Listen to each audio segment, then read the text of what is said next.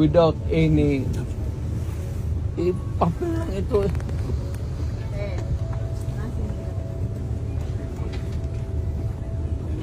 You better go back to them and have the legal. Wala, for what? I am a citizen of this country, a former president, and you show me a piece of paper and you're asking me to go with you?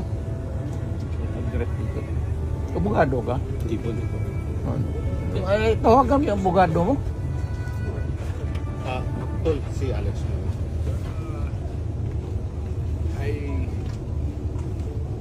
Kasi kanina wala pang warrant requested. Sir,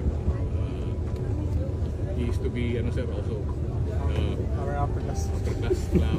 Division Commander, 60 million. PC din natin. Ko, I'm sorry to be talking loudly, but you know, this is a serious matter. They just transmitted to me, sir, a copy of the...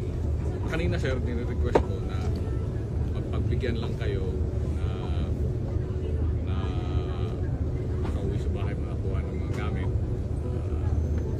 Kasi wala pang warrant of arrest until we get a copy of the warrant of arrest. Kasi yun man yung requirement. That is the only They're saying, legal but thing. now, sir,